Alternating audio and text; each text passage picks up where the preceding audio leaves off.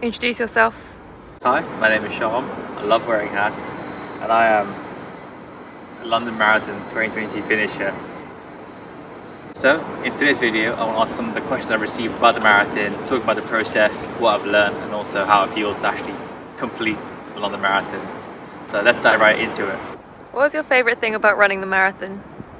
I think for me, the most special experience about running the marathon was doing it in London at home, seeing a few 100,000 people in a day cheering you on, regardless of if they knew you or not, and bringing that energy to the city, which I haven't seen in such a long time, was amazing. Just the music, the fanfare, the support, the friendliness, everyone, and yeah, that was probably the most special thing.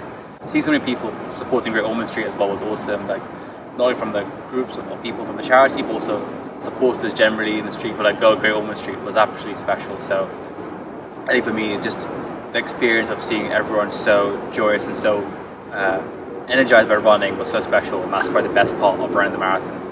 What was the toughest thing about running the marathon? The toughest thing about running the marathon was the pain. So where we're filming right now is Canary Wharf area, and that's kind of where I hit my pain wall for the first time during the marathon. So around 25 kilometers into the race, my feet hurt, my knees hurt, my back hurt. It was just very intense.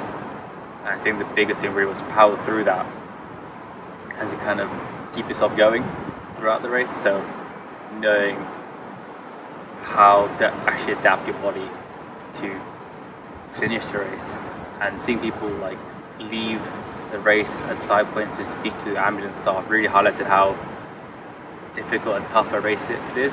And for me, that's probably one of the toughest things really, is seeing your fellow marathoners drop out the race, but also trying to keep yourself going and try to avoid some of the thoughts how painful your feet are and how sore your knees are, and make sure you hydrate, all that kind of element, and keep yourself focused and moving, because you really want to stop. Your body wants you to stop, but to keep going, I think, is one of the hardest challenges of the marathon. What kept you motivated through training and on marathon day? That's quite a difficult question. For training, I think my motivation is having a plan, to know when I was going to train and how much. It really helped kind of get out of bed and go, today I'm doing this. So it didn't require too much of a push.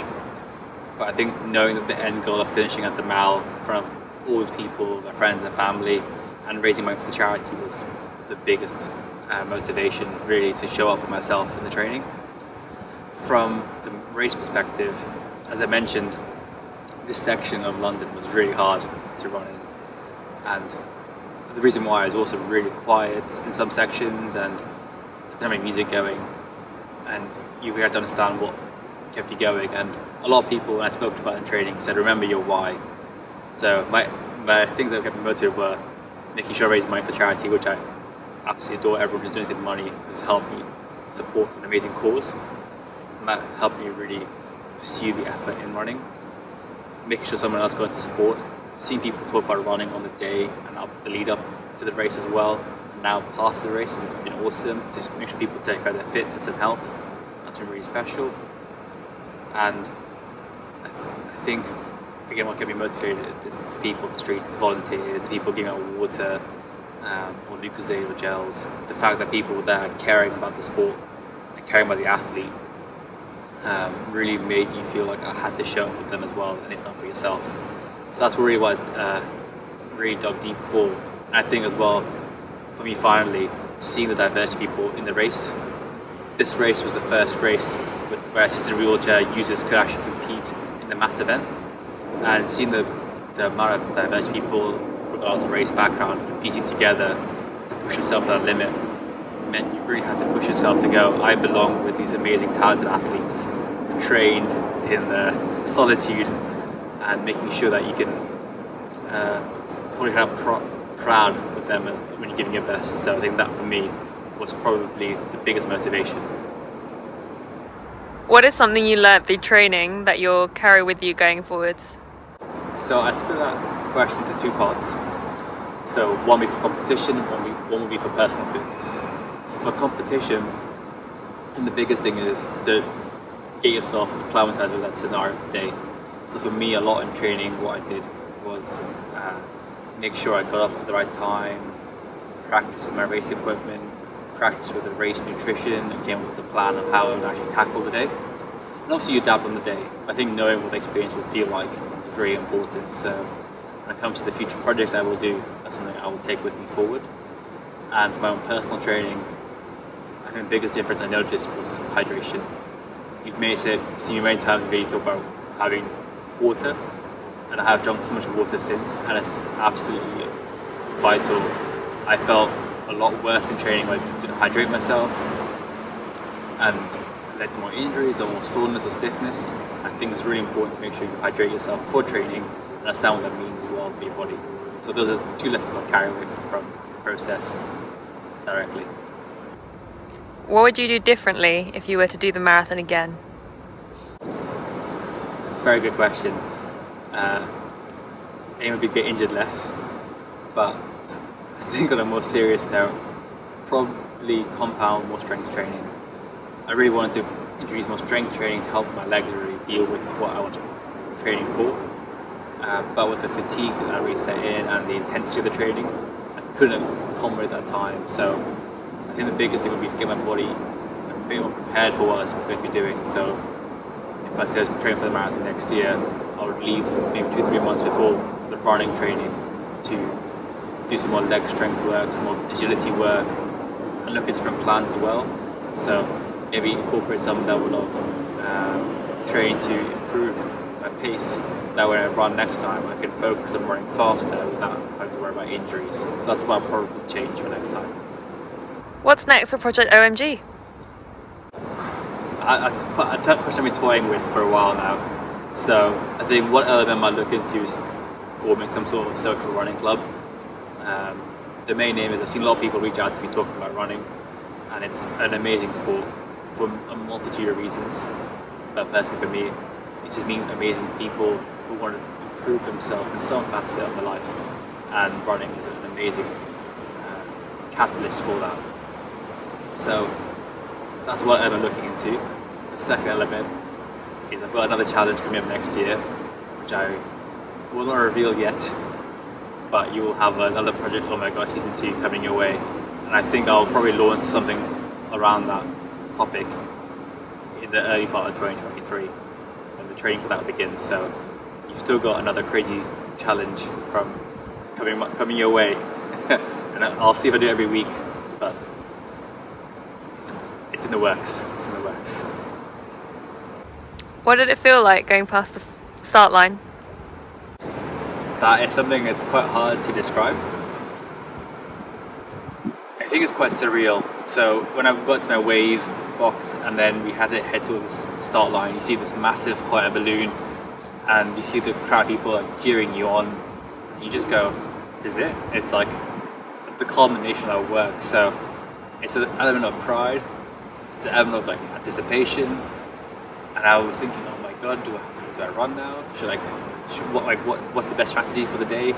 And trying to remind yourself of that good behavior, like what you planned and what your discipline is for the race. So it's a concoction of emotions, but it's kind of like an adrenaline rush of like, do my favorite thing today. I'm going to run today, and I'm going to have so much fun. So it's like an overwhelming sense of enjoyment, really.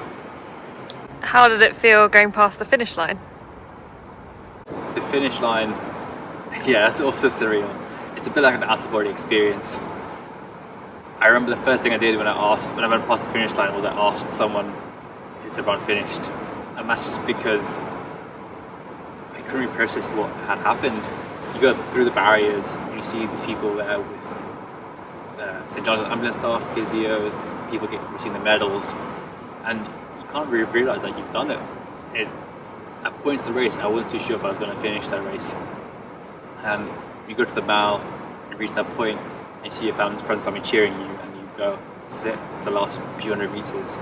It's quite shocking, it's quite special to go, I made it. I think when I saw them Buckingham Palace, I was just taken aback. When I went past the finish line, it just felt like something special because I was just unable to realise that I had run this marathon because my legs were pounded so hard through London to get to that point, and to then receive that awesome medal and to get this finisher shirt and feel like a community of marathoners who've done this race and worked really hard to get there is unbelievable. And something